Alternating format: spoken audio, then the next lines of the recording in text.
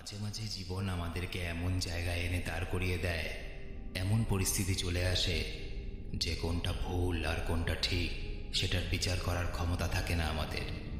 Hello and story. ঠিক যেমন বন্যা হলে মানুষ তার হাতের সামনে যা পায় সেটাকেই খড়কুটোর মতো আঁকড়ে ধরে, কিন্তু অনেক সময় দেখা যায় খড়কুটো বলে যেটাকে আঁকড়ে ধরেছিলাম সেটা আসলে একটা কাটা তার ছিল। আর কথায় বলে, যে জিনিসে কাটা থাকে রক্ত তো ঝরাবেই। সাসপেন্স থ্রিলার মুভির কথা যদি বলতে হয় তাহলে কোরিয়ান মুভি সেরা। একটা মানুষ বদলা নেওয়ার জন্য কোন লেভেলে ব্রেন খাটিয়ে মাস্টার প্ল্যান তৈরি করতে পারে তাই মুভিটা দেখলে বোঝা যাবে। এই মুভির কাহিনী এরকম, ভিডিওটা দেখতে দেখতে নিজেকেই গোয়েন্দা বলে মনে হতে থাকবে। একটা সেরা কোরিয়ান থ্রিলার এএসডি story presence no mercy. Movie শুরু হয়, একটা মেয়েকে দেখা যায় তার এক বন্ধুর সাথে সে একটা নদীর মুখে জলা জংলা জায়গায় পাখির ছবি তুলছিল। বাড়ি ফেরার পথে হঠাৎ করেই তারা একটা অস্বাভাবিক কিছু দেখে এবং ভয়ে আটকে ওঠে। এরপর মুভির দৃশ্য পাল্টায়। কাং মিন হো নামে এই লোকটাকে দেখা যায়। কাং মিন হো, একে শর্টকাটে আমরা বলবো মিনহো। মিনহো একজন ফরেন্সিক প্যাথোলজিস্ট, মানে কোনো মানুষ সন্দেহজনকভাবে মারা গেলে তার যে ময়না তদন্ত বা পোস্টমর্টেম করা হয়, যে মৃত্যুর কারণটা কি সেটা বোঝার জন্য, সেটা ইনি করেন। মিনহো আপাতত নিজের চাকরি থেকে অবসর নিয়ে নিজের মেয়ের সাথে সময় কাটাতে চায়। তার মেয়ের নাম হলো হেওয়ান। হেওয়ান বিদেশে বড় হয়েছে। বহু বছর পর কিছুদিনের মধ্যেই সে দেশে ফিরে আসছে। এত বছর মেয়েকে ছেড়ে আছে মিনহো, তাই মেয়ে ফিরে আসছে বলে এসে চাকরি থেকে অবসর নিয়ে নেয়, যাতে সম্পূর্ণ সময়টা সে তার মেয়েকে দিতে পারে। আজকের দিনটা একটু অন্যরকম ছিল। মিনহোর কাছে একটা ফোন আসে। দেখা যায় মুভির শুরুতে ওই যে মোহনার মধ্যে ছেলে মেয়ে দুটো একটা মেয়ের লাশ দেখে ভয় পেয়ে গেছিল, তারাই পুলিশকে খবর দিয়েছে। সেখানে প্রচুর পুলিশ এসে উপস্থিত হয় এবং এখানে সো ইয়াং নামে এক গোয়েন্দাকে দেখা যায়। সে সবে চাকরিতে ঢুকেছে। সো ইয়াং তার পুলিশ ট্রেনিংয়ের সময় মিনহোর ছাত্রী ছিল। সে মিনহোকে ফোন করে এখানে ডেকে পাঠিয়েছে, যাতে ময়নাতদন্ত বা পোস্টমর্টেম করে বোঝা যায় যে মেয়েটাকে কিভাবে খুন করা হয়েছে। যদিও মিনহো চাকরি থেকে অবসর নেওয়ার কথা ভাবছিল, কিন্তু মোহনায় আসার পর মেয়েটার লাশটাকে সে যখন দেখে সে একটু অবাক হয়ে যায় এবং সিদ্ধান্ত নেয় চাকরি ছাড়ার আগে শেষবারের মতো এই কেসটা সে সলভ করবে। কেন? যে কিনা চাকরি ছেড়ে দিচ্ছিল, সে একটা মেয়ের লাশ দেখে চাকরি ছাড়া সিদ্ধান্ত বাতিল কেন করলো সেটা পরে জানা যাবে। এখানে দেখা যায় একটা হাড় হিম করা দৃশ্য। খুনি মেয়েটার লাশটাকে এমনি এমনি ফেলে দিয়ে যায়নি। খুন করার পর মেয়েটার শরীর থেকে মাথা, দুটো হাত আর হাঁটুর উপর থেকে দুটো পা টুকরো টুকরো করে কেটে শুধু ডান হাত ছাড়া বাকি সব অঙ্গ প্রত্যঙ্গ নিজের জায়গা মতো সাজিয়ে নদীর মুখের ওই জায়গাটায় ফেলে দিয়ে চলে গেছে। অনেক খুঁজেও সেই লাশটার ডান হাতটা কিন্তু সেখানে খুঁজে পাওয়া গেল না। এবং এছাড়াও গোয়েন্দা সো ইয়াং সেখানে একটা অদ্ভুত জিনিস দেখতে পায়। ভেজা মাটির ওপরে অদ্ভুত ধরনের পায়ের ছাপ, যেটা দেখে মনে হচ্ছিল যে এখানে খুন করে গেছে তার পায়ের মধ্যে কোনো সমস্যা আছে, অর্থাৎ সে ভালো করে চলতে পারে না। লাশটাকে তদন্তের জন্য নিয়ে আসা হয়। পুলিশ খোঁজখবর করে জানতে পারে মেয়েটার নাম হলো ইউন আ। মেয়েটা একটা বারে কাজ করত। মিনহো গোয়েন্দা ইয়াংকে প্রশ্ন করে, তোমার কি মনে হয় খুনি এইভাবে খুন করে কি বোঝাতে চাইছে? সো ইয়াং বলে, খুনি যেভাবে লাশটাকে টুকরো টুকরো করার পরেও শরীরের অংশগুলো ছড়িয়ে ছিটিয়ে না ফেলে সুন্দর করে সাজিয়ে রেখে গেছে নদীর খোলা জায়গায়, তাতে দেখে মনে হচ্ছে খুনি এটা পরিষ্কারভাবে জানতো লাশটাকে কেউ না কেউ দেখতে পাবে আর পুলিশকে খবর দেবে। অর্থাৎ খুনি নিজের অপরাধ লুকিয়ে রাখতে চায় না। সে চায় যে তার করা খুনটা পুলিশের নজরে পড়ুক এবং লাশটা কার সেটাও যাতে পুলিশের বুঝতে সুবিধা হয়, সেজন্য টুকরো টুকরো করার পরেও সবকিছু সেখানেই সাজিয়ে রেখে গেছে। মিনহো মেয়েটার লাশ তদন্ত করে জানায় যে মেয়েটার মৃত্যু হয়েছে মাথার খুলি ফেটে ব্রেনে আঘাত লাগার কারণে। এছাড়াও মেয়েটার নাকে, মুখে, কানে গ্রানাইটযুক্ত মাটি পাওয়া গেছে এবং শরীরের বিভিন্ন জায়গায় নুন পাওয়া গেছে। অর্থাৎ খুনি মেয়েটাকে এমন কোনো জায়গায় নিয়ে গিয়ে খুন করেছে যেখানে গ্রানাইটযুক্ত মাটি আছে এবং তারপরে মাথার ঠিক মাঝখানে কোনো একটা ভারী জিনিস দিয়ে সজোরে আঘাত করে মেয়েটাকে খুন করেছে। মেয়েটা মুখ থুবড়ে মাটির ওপরে পড়ে, যে কারণে ওর নাকে মুখে গ্রানাইট পাওয়া গেছে এবং সমুদ্রে নিয়ে গিয়ে টুকরো টুকরো করে লাশটাকে সেখানেই ফেলে রেখে যায়। এবং এরপর খুনি চিন্তা করে যে মেয়েটার দেহটাকে কাটার সময় তো রক্ত বেরোবে, সে রক্তগুলোকে পরিষ্কার করতে হবে। সুতরাং সে বুদ্ধি করে সমুদ্রের জলের মধ্যে নিয়ে গিয়ে মেয়েটার দেহটাকে কাটে যাতে রক্তগুলো ধুয়ে চলে যায় এবং এই কারণে লাশটার মধ্যে নুন পাওয়া গেছে। সব কাজ শেষ করার পর নদীর ধারে সেই দেহের টুকরোগুলোকে নিয়ে এসে সেখানে সে ফেলে দিয়ে যায়। পুলিশ ভেবে দেখে যে একমাত্র সিমেন্টের কারখানাতেই গ্রানাইট থাকতে পারে, যেটা কিনা মেয়েটার মুখে পাওয়া গেছে। তাই পুলিশ বিভিন্ন দলে ভাগ হয়ে সমুদ্রের আশেপাশের সব সিমেন্ট কারখানায় গিয়ে খোঁজ খবর করতে শুরু করে। এবং ঠিক তখনই লোকজনের চিৎকার চেঁচামেচি এবং দৌড়দৌড়ি দেখা যায়।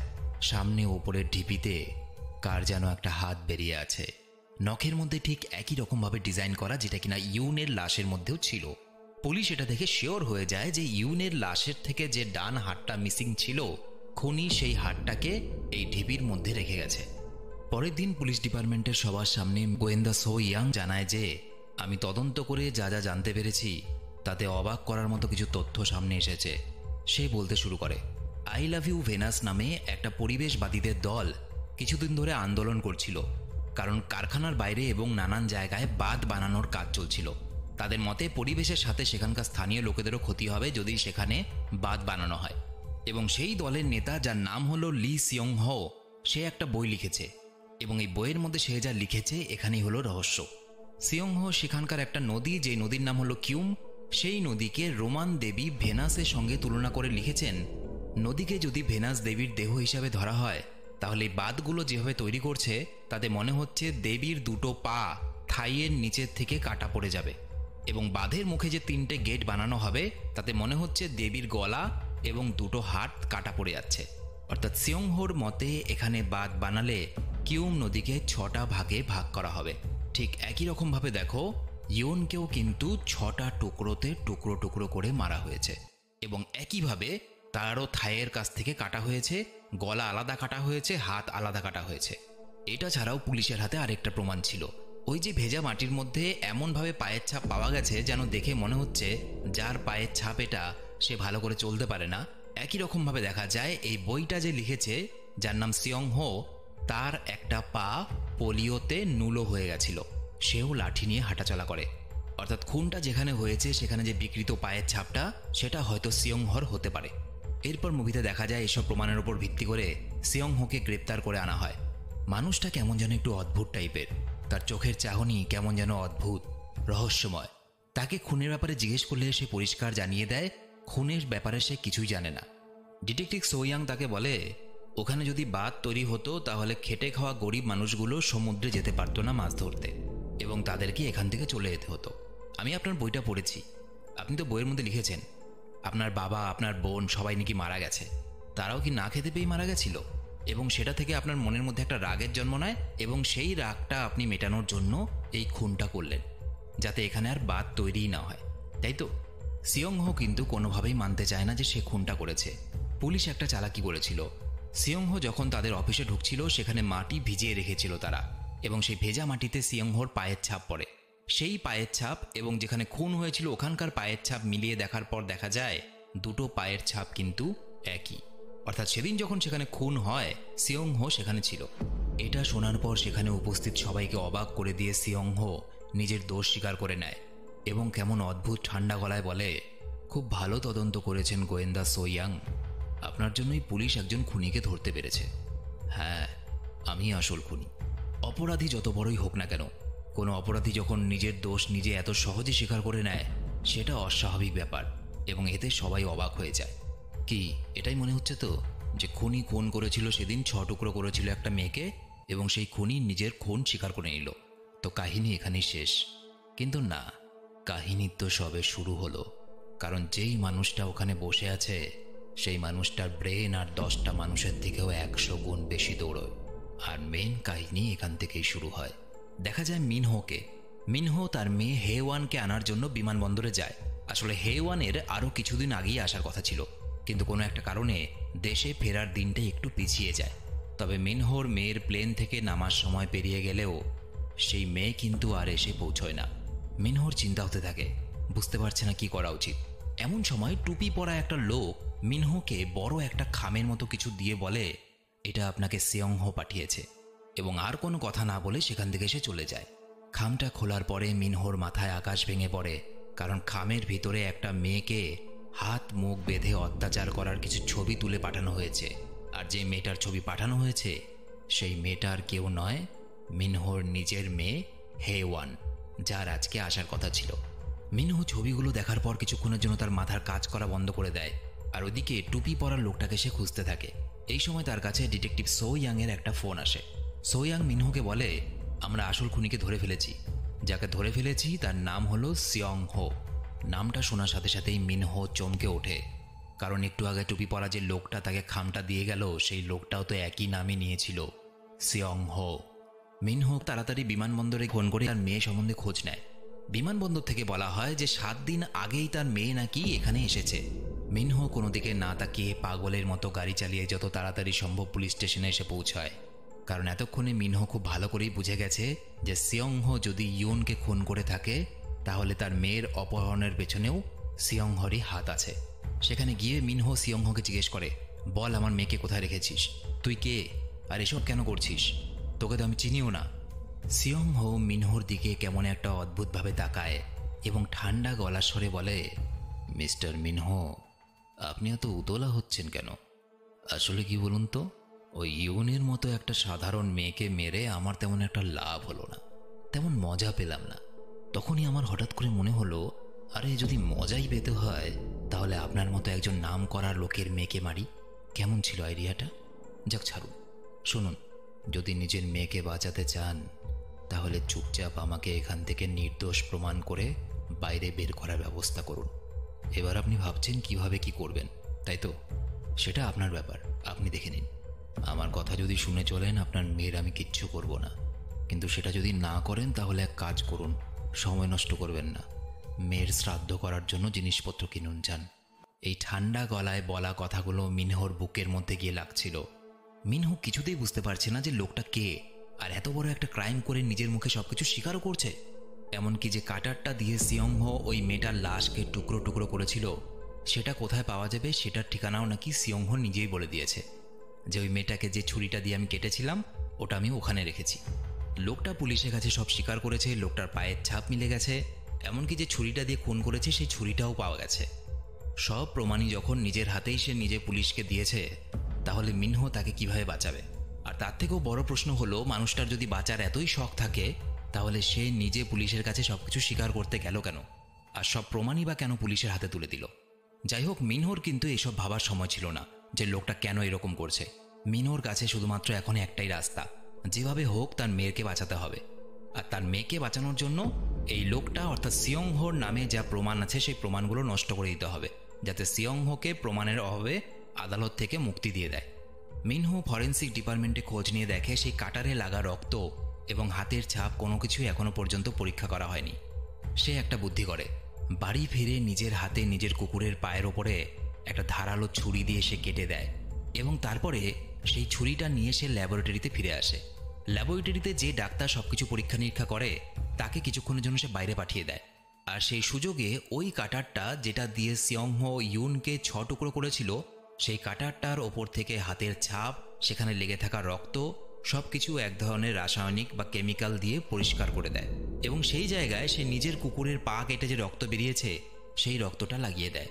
অর্থাৎ এরপর যখন ওই কাটারটা পরীক্ষা করবে ডাক্তার, তখন সেখানে সিয়ং হোর হাতের ছাপ তো পাওয়া যাবেই না, এমনকি কাটারের ওপরে যে রক্তটা লেগে থাকবে সেটা ওই মেয়ের রক্ত আর থাকবে না, কারণ সেখানে তো মিনহো কুকুরের রক্ত লাগিয়ে দিয়েছে।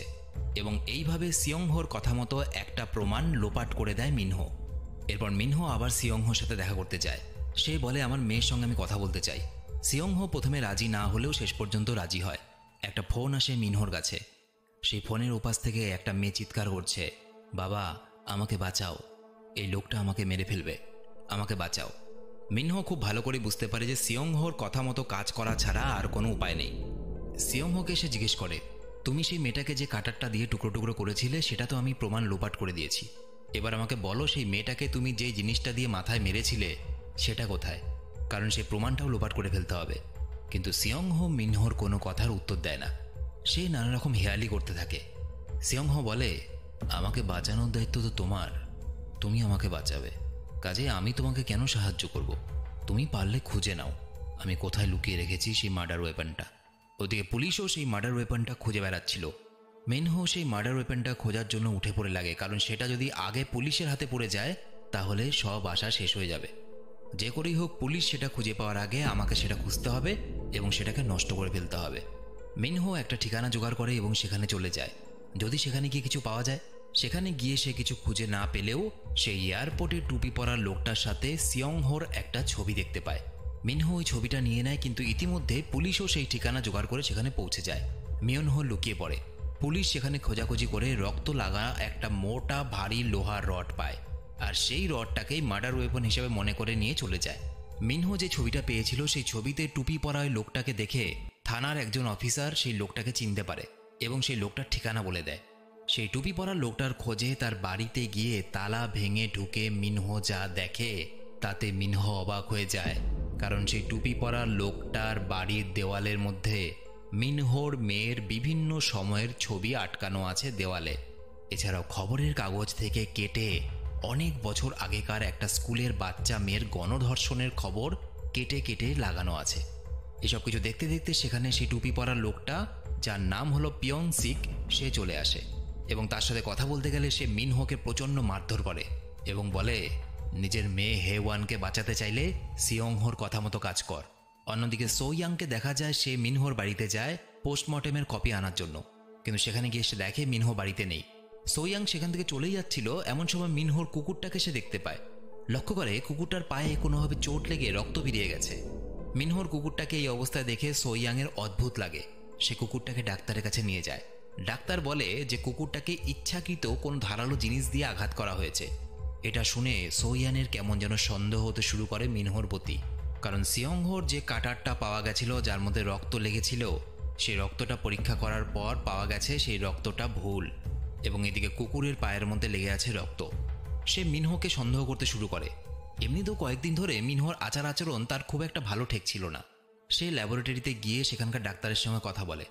ডাক্তার বলে সে 3 দিনে মাত্র একবারই ল্যাবরেটরি রুম থেকে বেরিয়েছিল। কেন? কারণ মিনহো তাকে বেরিয়ে যেতে বলেছিল। এবার ডিটেকটিভ সোয়াং খুব ভালো করে বুঝতে পারে যে সেদিন কাটারের মধ্যে লেগে থাকা রক্ত পরীক্ষার পরে কেন ম্যাচ করেনি সেই মরে যাওয়া মেয়েটার সঙ্গে, কারণ সেই রক্ত পাল্টে দেওয়া হয়েছিল এই কুকুরের রক্তের সাথে, আর সেটা করেছে মিনহো। সে খুব ভালো করে বুঝতে পারে কোনো একটা কারণের জন্য মিনহো সোয়াংকে বাঁচানোর চেষ্টা করছে, এবং সেই জন্য সে একের পর এক প্রমাণ লোপাট করার চেষ্টা করে চলেছে।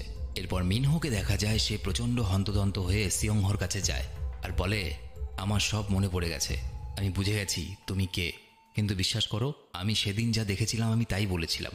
তাও যদি আমি কোনো ভুল করে থাকি তাহলে আমায় শাস্তি দাও, কিন্তু দয়া করে আমার মেয়েটাকে ছেড়ে দাও। এবার এখানে সবচেয়ে বড় প্রশ্ন যেটা আসে সেটা হলো, মিনহোর এমন কি মনে পড়ে গেছে, আর কিভাবেই বা মনে পড়ল? তবে কি মিনহো সিয়ংহোকে আগে থেকেই চিনত? এমন কি ঘটেছিল অতীতে? এই সব কিছুর উত্তর একটু পরেই পাওয়া যাবে। এদিকে দেখা যায় সোয়াংকে। সে যখন খুব ভালো করেই বুঝতে পারলো যে মিনহো প্রমাণ লোপাট করার চেষ্টা করছে, সে সিয়ংহোকে বাঁচানোর চেষ্টা করছে, সেই সিদ্ধান্ত নেয় মিনহোকে গ্রেপ্তার করার। কিন্তু ঠিক তখনই মিনহো বলে ওঠে, তুমি জানো আমি এটা কেন করছি? কারণ ওরা আমার মেয়েকে অপহরণ করেছে। আমি যদি ঠিক সময় মতো সিয়ংহোকে এখান থেকে রেহাই দিতে না পারি তাহলে আমার মেয়েকে আমি কখনো দেখতে পাবো না। এটা শোনার পর সোয়াং আর মিনহোকে গ্রেপ্তার করে না, তবে সে পরিষ্কার বুঝতে পারে যে সিয়ংহো এবং মিনহোর মধ্যে অতীতে কিছু তো একটা ঘটেছিল, কিছু তো একটা করেছিল মিনহো, যার বদলা এখন সিয়ংহো নিচ্ছে। কিন্তু সেটা কি, সেটা সে তদন্ত করতে শুরু করে। অন্যদিকে দেখা যায় পুলিশ যে লোহার রডটাকে মার্ডার ওয়েপন ভেবে নিয়ে এসেছিল, সেটা যে রক্ত লেগে আছে সেটা ওই মৃত মেয়ে মানে ইউনের ব্লাড গ্রুপের সঙ্গে মিলছে না। এটা নিয়ে সিয়ংহোকে জিজ্ঞেস করতে গেলে সে বলে, আপনারা তো ভুল জিনিস নিয়ে এসেছেন। আমি যেটা দিয়ে খুন করেছিলাম সেটা হলো আমার হাঁটা চলা করার এই লাঠিটা, এই নিন, এটা নিয়ে যান। ওদিকে দেখা যায় সিয়ংহোকে নির্দোষ প্রমাণ করার জন্য মিনহো একটা মোক্ষম প্ল্যান বানায়। ইউন নামে ওই মেয়েটা যেই বারে কাজ করত সেখানে তার একটা বয়ফ্রেন্ড ছিল, তার নাম হলো বিয়ং। মিনহো একটা মেয়েকে কিছু টাকা দেয় এবং বলে, বিয়ং নামে যে ওই ছেলেটা আছে ওই ছেলেটার হাতের ছাপ চাই আমার, এবং তার সাথে ওই ছেলেটার শরীরের বীর্য দরকার। মেয়েটা সেই মতো বুদ্ধি করে বিয়ংয়ের হাতের ছাপ এবং তার শরীরের বীর্য দুটোই জোগাড় করে নিয়ে আসে। দেখা যায় মর্গে যেখানে ইউনের দেহটা রাখা ছিল, মিনহো খুব তাড়াতাড়ি গিয়ে বিয়ংয়ের হাতের ছাপ সেই মেয়েটার গায়ের মধ্যে রেখে দেয় এবং বিয়ংয়ের বীর্যও সেই মেয়েটার শরীরের মধ্যে রেখে দেয়। সুতরাং এবার যখন ইউনের দেহটাকে ডাক্তারি পরীক্ষা করা হবে তখন যাতে এটা দেখে পরিষ্কার বোঝা যায় যে বিয়ং ইয়ংকে প্রথমে ধর্ষণ করেছে এবং তারপরে খুন করেছে। ধর্ষণ করার প্রমাণ হিসাবে ইয়নের শরীরে বিয়ংয়ের বীর্য এবং খুন করার প্রমাণ হিসাবে মেয়েটার শরীরে বিয়ংয়ের হাতের চিহ্ন পাওয়া যাবে, কারণ এই দুটো জিনিসই মিনহো মেয়েটার শরীরের মধ্যে রেখে দিয়েছে। এবং এসবের উপরে ভিত্তি করে একটা মিথ্যে জালি রিপোর্ট তৈরি করে মিনহো পুলিশের কাছে পাঠিয়ে দেয়। আদালতে যখন সিয়ংহোর বিচার চলছিল, সিয়ংহো হঠাৎ করে বলে বসে, আমি তো কোনো খুনই করিনি, আমাকে পুলিশ জোর জবরদস্তি করেছিল যাতে আমি এটা স্বীকার করি যে খুনটা আমি করেছি। দেখুন, আমার বিরুদ্ধে কোনো প্রমাণও পাবেন না। এবং সত্যি সত্যি যেহেতু তার বিরুদ্ধে প্রমাণগুলো সব মিনহো লোপাট করে দিয়েছিল, সুতরাং তার বিরুদ্ধে কোনো প্রমাণ পাওয়া যায় না এবং আদালতের নির্দেশে সিয়ংহো ছাড়া পেয়ে যায়। এরপর মুভি চলে যায় ফ্ল্যাশব্যাকে। মিনহোর মনে পড়ে বহু বছর আগেকার কথা। লি সু জিন নামে একটা মেয়েকে 3টে ছেলে মিলে ধর্ষণ করেছিল।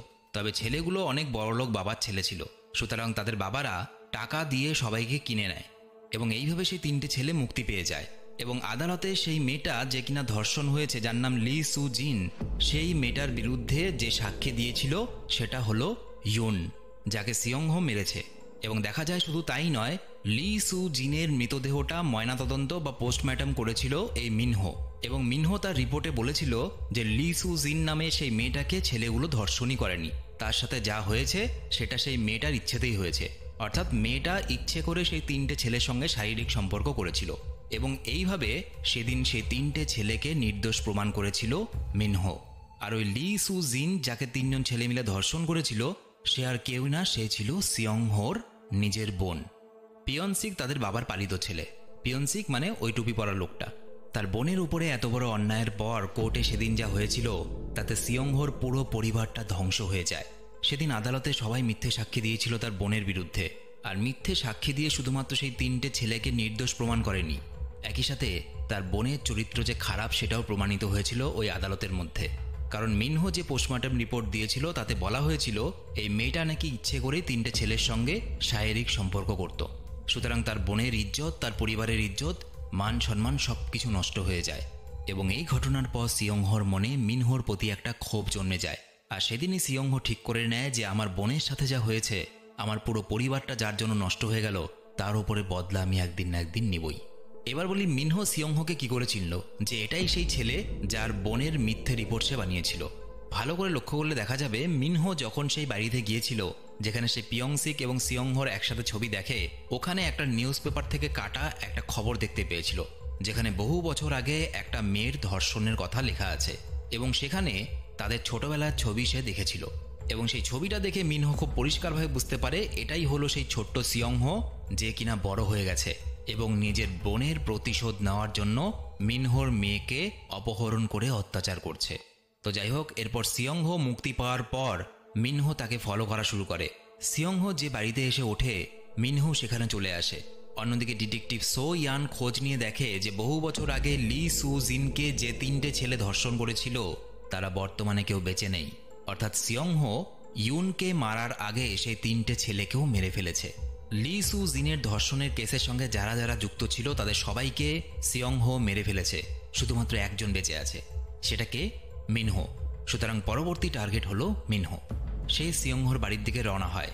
এদিকে দেখা যায় সিয়ংহোর কাছে এক কাকুতি মিনতি করছে মিনহো আর বলতে থাকে, আমি জানি আমি ভুল করেছি, আমি অন্যায় করেছি, কিন্তু আমার মেয়েটা তো কিছু করেনি, ও সারা জীবন কষ্টই পেয়েছে, দয়া করে ওকে ছেড়ে দাও, তোমার যা শাস্তি দেওয়ার আমাকে দাও। তখন কাহিনী আবার ফ্ল্যাশব্যাকে যায়। দেখা যায় মিনহোর মেয়ে হেওয়ানের ছোটবেলায় খুব একটা কঠিন রোগ হয়েছিল এবং চিকিৎসার জন্য প্রচুর টাকার প্রয়োজন ছিল। আর ওই যে ছেলেগুলো ছিল যারা কিনা লি সুজিনকে ধর্ষণ করেছিল, সেই ছেলেগুলোর পরিবার থেকে মিনহোকে প্রচুর টাকা দেওয়ার কথা বলে। মিনহোকে বলা হয় তোমাকে প্রচুর টাকা দেওয়া হবে, তার বদলে তুমি একটা ভুল রিপোর্ট তৈরি করো যাতে আমাদের সন্তানরা বেঁচে যায়।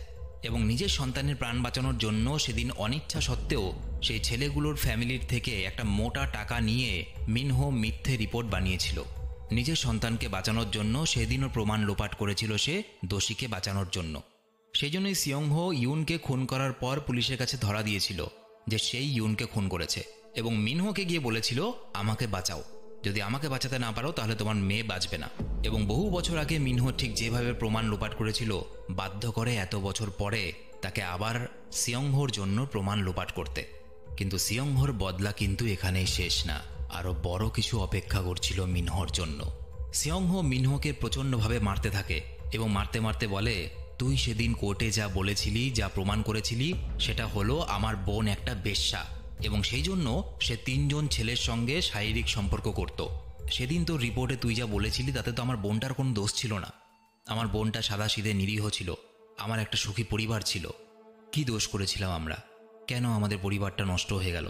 কেন আমার বোনটা মারা গেল? আমার বাবাও তো তোকে সত্যি কথাটা বলার জন্য একই রকমভাবে তোর হাতে পায়ে ধরেছিল, তুই তুই শুনেছিলি? তুই বলেছিলি আমার কিছু করার নেই, অনেক দেরি হয়ে গেছে। নে আজকে আমিও একই কথা বলছি, আমার কিছু করার নেই, অনেক দেরি হয়ে গেছে। এই কথা বলার পর সে মিনহোকে বলে দেয় যে মিনহোর মেয়ে কোথায় আছে। ততক্ষণে সোয়াংও সেখানে চলে এসেছিল। পিয়ংসিক তার উপরে হামলা করে, কিন্তু সোয়াং তাকে গুলি করে মেরে দেয়। এরপর ভেতরে গিয়ে কিছু একটা দেখে সোয়াংয়ের পায়ের তলা থেকে মাটি সরে যায়।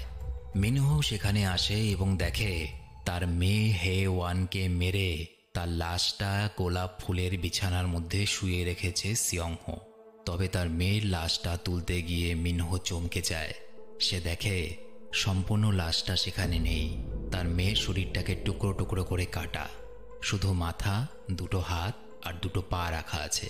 অর্থাৎ তার মেয়ে হে ওয়ানের বুক থেকে শুরু করে যৌনাঙ্গ পর্যন্ত বডিটা গায়েব। এবার সে বুঝতে পারে সিয়ংহো সবচেয়ে বড় বদলা নিয়েছে তার উপরে। সে যে বিয়ং নামে ওই ছেলেটার বীর্য এবং হাতের ছাপ নিয়ে ইউনের বডির মধ্যে ঢুকিয়ে দিয়েছিল, সেটা ইউংয়ের বডি ছিল না, সেই বডিটা ছিল তার মেয়ে হে ওয়ানের। অর্থাৎ ইউনকে খুন করার পর সে ওয়ান তার বডিটাকে গায়েব করে দেয় এবং হে ওয়ানের বডিটা কেটে নিয়ে গিয়ে সেখানে রেখে আসে। সুতরাং ব্যাপারটা তাহলে যা দাঁড়ালো, মিনহো নিজের মেয়ের শরীরে অন্য একটা ছেলের বীর্য এবং হাতের ছাপ প্রবেশ করিয়েছে। অর্থাৎ মৃত্যুর পরেও তার মৃত মেয়ের শরীরটাকে সে অন্য একটা ছেলেকে দিয়ে ধর্ষণ করালো ইনডাইরেক্টলি। এবং এটাই চেয়েছিল সিয়ংহো। তার বোনকে ভরা আদালতের মধ্যে যেভাবে বেশ্যা প্রমাণ করা হয়েছিল, তার সঠিক বদলা হলো এটা। এবং এটাও ছিল সিয়ংহোর প্ল্যান যে হে ওয়ানকে সে খুন করবে, টুকরো টুকরো করবে এবং মৃত্যুর পরে তার মৃতদেহের মধ্যে অন্য একটা ছেলের বীর্য প্রবেশ করাবে, যাতে যতদিন পর্যন্ত মিনহো জীবিত থাকবে ততদিন পর্যন্ত তার মনের মধ্যে আক্ষেপ আর এই জ্বালা সব সময় থাকবে যে তার মেয়ের মৃতদেহের মধ্যে সে অন্য একটা ছেলের বীর্য প্রবেশ করিয়েছে, প্রমাণ লোপাট করার জন্য। কথায় বলে, একটা মানুষকে শারীরিকভাবে আঘাত করলে সেটা কিছুক্ষণের জন্য থাকে, কিন্তু মানসিকভাবে আঘাত করলে সেটা সারা জীবনের জন্য থেকে যায়। সিয়ংহো শুধুমাত্র মিনহোর মেয়েকে মারতেই চায়নি, নির্মমভাবে মারতে চেয়েছিল এবং এমন কিছু করতে চেয়েছিল যেটার মানসিক আঘাত মিনহোকে সারা জীবন ভুগতে হবে। এর থেকে বড় বদলা আর কি হতে পারে? কিন্তু মিনহো একসাথে এতগুলো ধাক্কা মেনে নিতে পারে না। সেই পাগলের মতো করতে থাকে, সবকিছু গোলমাল হয়ে যাচ্ছে তার।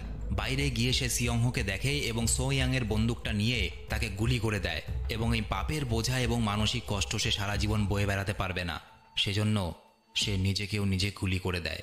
যতক্ষণে পুলিশের লোকজন সেখানে এসে পৌঁছয় ততক্ষণে সবকিছু শেষ হয়ে গেছে এবং মুভিটা এখানেই শেষ হয়ে যায়। তোমাদের কি মনে হয় কে ঠিক ছিল? সিয়ংহো ঠিক কাজ করেছিল নাকি মিনহো ঠিক কাজ করেছিল? কমেন্টে অবশ্যই লিখে জানাবে। আর ভিডিওটা ভালো লেগে থাকলে শুধুমাত্র একটা লাইক করে শেয়ার করে দিও। তোমরা আমার সাথে সরাসরি কথা বলতে পারো ফেসবুক, ইনস্টাগ্রামে, লিঙ্ক ভিডিওর নিচে ডেসক্রিপশনে দেওয়া আছে। দেখা হচ্ছে পরের ভিডিওতে। বাই।